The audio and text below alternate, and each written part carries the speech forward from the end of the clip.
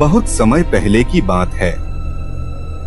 आज से करीब 2000 साल पहले अफ्रीका के उत्तर में एक महान शहर हुआ करता था, कारथेस। कारथेस सिर्फ एक ऐतिहासिक स्थान नहीं था, बल्कि रहस्यों और रूहों से भरा एक शापित नगर था। कहा जाता है कि वहां एक विशाल मंदिर था, देवता मोलोच का मंदिर, जहां ज्ञान और बलिदान एक साथ चलते थे। पर उस ज्ञान के नीचे एक ऐसा दरवाजा था जिसे सदियों से बंद कर रखा गया था। वह दरवाजा कोई आम दरवाजा नहीं था। उसके पीछे छिपा था ऐसा अंधेरा जो आत्मा को भी निगल सकता था। सदियों बाद आधुनिक युग में डॉक्टर साइमन हंट नामक एक प्रसिद्ध पुरातत्वविद ने उस स्थान को खोज निकाला। उसे पुरानी किताबों में उस दरवाजे का जिक्र मिला था, जहां लिखा था, इसे मत खोलो, यहां मृत्यु भी सांसें रोक लेती है। लेकिन साइमन एक वैज्ञानिक था। वह भूत प्रेत या आत्माओं पर विश्वास नहीं करता था। उसने निर्णय लिया कि वह दरवाजा खोलेगा। वह अकेले ही कारथेस की वीरान जमीन पर पहुंचा। रात का समय था। चारों ओर अजीब सी खामोशी थी। पेड़ों के पत्ते भी जैसे सहमे हुए थे। साइमन ने अपना कैमरा चालू किया और धीरे से उस लोहे के दरवाजे को छुआ। ठंडी हवा का झोंका, फिर एक बहुत धीमी सी करार। दरवाजा खुला नहीं था, पर उसके पास की जमीन थोड़ी सी कांप उठी। रात के 2 बज चुके थे। तभी दरवाजे से एक बच्ची की फुसफुसाहट आई, मुझे मुक्त करो, मुझे बहुत दर्द हो रहा है। साइमन चौंक गया। वह पीछे हटा। उसने चारों ओर देखा, कोई नहीं। अचानक उसके सामने एक आग में झुलसी हुई परछाई उभरी। एक बच्चा, जिसकी आंखें कोयले जैसी जल रही थीं, जिसका चेहरा मोम की तरह पिघला हुआ था। वह कुछ कहना चाह रहा था। उसके होंठ हिल रहे थे, पर आवाज नहीं निकल रही थी। साइमन भयभीत हो उठा। उसने जितना भागना चाहा, उसके पैर उतने ही जमीन में धंसते गए। फिर वो परछाई पीछे हटने लगी। दरवाजे के सामने पहुंचकर उसने उंगली से जमीन पर एक चिन्ह बना दिया, और फिर वह दरवाजे के भीतर कपड़े की तरह लहराकर गायब हो गया। सुबह होते ही साइमन ने उस चिन्ह को देखा। वह एक उल्टा त्रिकोण था, जिसके बीच में एक आंख बनी थी। उसने फैसला किया, अब और नहीं। उसे इस दरवाजे की सच्चाई जाननी थी।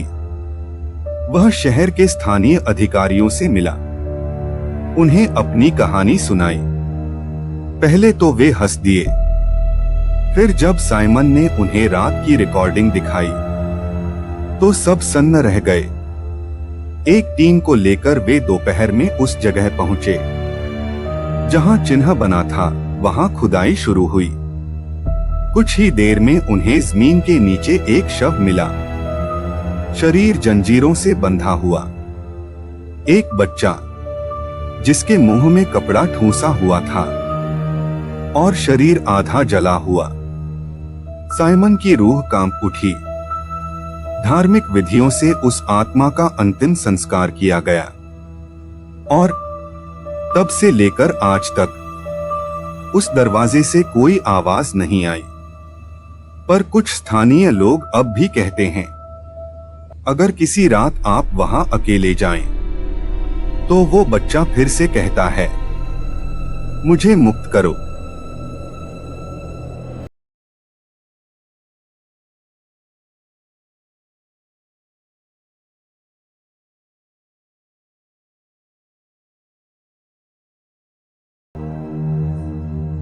यह घटना आपको कैसी लगी?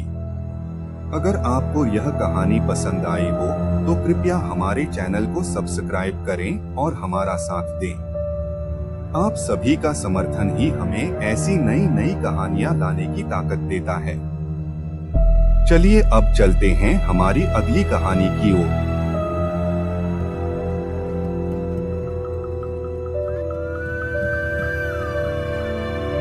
कहानी आज से लगभग 6 साल पहले की है। मैं तब कॉलेज में था, ढाका के एक नामी कॉलेज में पढ़ता था। हमारे 5 दोस्त थे, मैं, रईहान, सलमान, रब्बी और निलोर। हम सब बहुत करीबी थे। हर साल हम कहीं दूर, भीड़ भाड़ से अलग ऐसी जगह जाते थे जहां रात को अकेले अपने तरीके से वक्त बिता सकें। इस बार हमने तय किया कि हम जाएंगे मयमनसिंह के धौबावड़ा इलाके में, जो बॉर्डर के पास है। वहाँ एक पुराना बंगला है, ब्रिटिश जमाने का, जिसे लोग कालीबाड़ी बंगला कहते हैं। सुना था जगह बहुत वीरान है, रात में कोई नहीं रहता। गांव के लोग तक उस तरफ जाने से कतराते हैं। लेकिन हमें ऐसी ही जगहों की तलाश होती है। हमारा प्लान था 2 रात वहाँ रुकना, कैंपिंग करना, घूमना और रात भर बातें करना।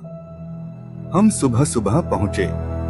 चारों तरफ सन्नाटा, पेड़ पौधे, झाड़ झंखाड़ और बीच में वो बंगला टूटा फूटा, दीवारों से सीलन टपक रही थी, खिड़कियों से अजीब बदबू आ रही थी।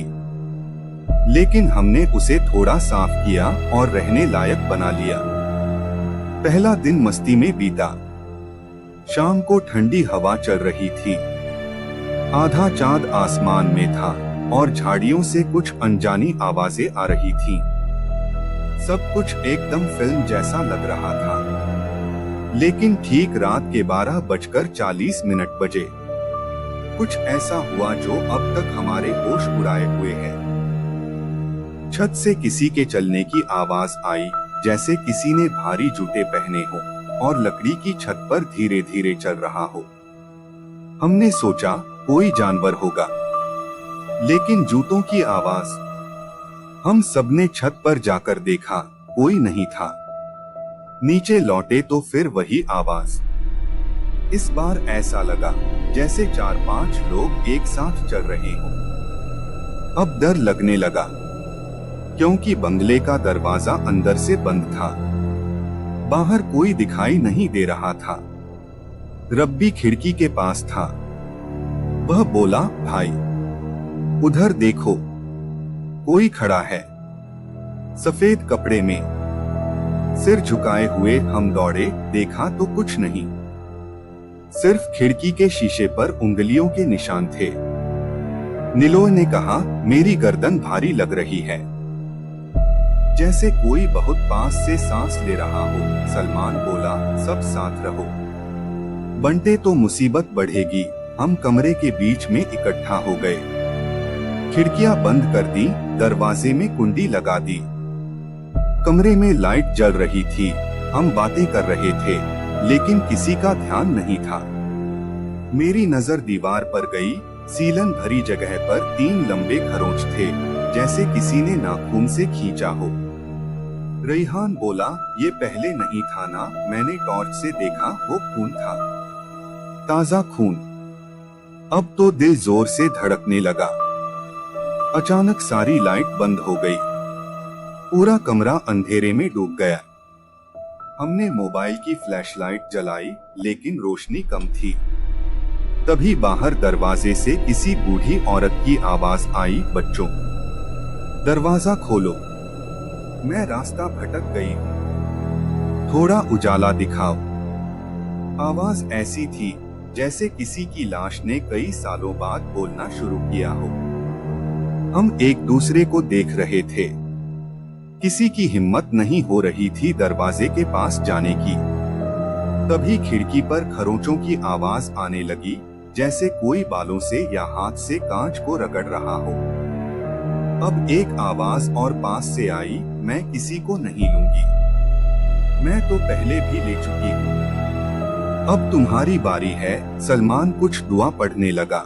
लेकिन उसके होंठ हिल रहे थे, आवाज नहीं आ रही थी, जैसे किसी ने उसकी आवाज छीन ली हो। उसी वक्त खिड़की से एक सफेद कपड़ा अंदर आया। हवा नहीं थी, लेकिन वो कपड़ा हवा में तैर रहा था। उसके नीचे कमरे के कोने में कोई खड़ा था। चेहरा नहीं दिखा, लेकिन साया साफ था। निलोय जोर से चिल्लाया और एकदम से बेहोश हो गया। उसका शरीर बर्फ जैसा ठंडा हो गया था। रब्बी डर के मारे दरवाजा खोलने भागा। जैसे ही दरवाजा खोला, बाहर से किसी ने जोर से धक्का मारा और दरवाजा फिर से बंद हो गया। वो जमीन पर गिर पड़ा। दरवाजे पर एक हाथ का निशान था, 5 उंगलियां, लेकिन बहुत लंबी, हड्डियों जैसी। अब हम एक एक करके होश खोने लगे। जब मेरी आंख खुली, सुबह हो चुकी थी। निलोय जमीन पर था।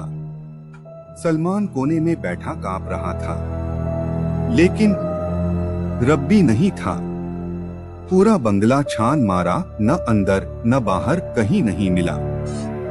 गांव वालों की मदद से पुलिस भी बुलाई, लेकिन कोई सुराग नहीं मिला।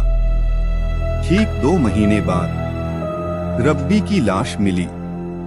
बंगले के पीछे के जंगल में एक पेड़ की डाल से लटकी हुई। उसकी आंखें खुली थीं, चेहरा नीला पड़ा था, लेकिन हल्की सी मुस्कान थी होठों पर। उसकी जेब से एक मुड़ा हुआ कागज मिला, जिस पर लिखा था 12:40 फिर मिलेंगे। उस दिन के बाद हम सब बदल गए। निलो आज भी रात को नहीं सोता। सलमान गुमसुम रहता है। रेहान हमेशा के लिए विदेश चला गया। और मैं आज पहली बार ये कहानी किसी को सुना रहा हूँ। अगर कभी आप भी ऐसी जगह जाएं, जहां अचानक हवा थम जाए, चारों ओर सन्नाटा हो जाए, खिड़की पर खरोंच सुनाई दे और कोई कहे बच्चों दरवाजा खोलो, तो समझ जाइएगा बुलावा आ चुका है। और उस बुलावे को अगर एक बार सुन लिया, तो वापसी का रास्ता हमेशा के लिए बंद हो जाता है। अगर आपको ये घटना पसंद आई हो, तो कमेंट में जरूर बताएं। ऐसी ही और भी डरावनी, रहस्यमयी और सिहरन भर देने वाली कहानियां पाने के लिए चैनल को सब्सक्राइब करें और बेल आइकन दबा दें, ताकि अगली कहानी आपसे छूट न जाए। डर को नजर में रखें और सावधानी को दिल में, क्योंकि ये सिर्फ कहानी नहीं, एक सच्ची पुकार बन सकती है। धन्यवाद।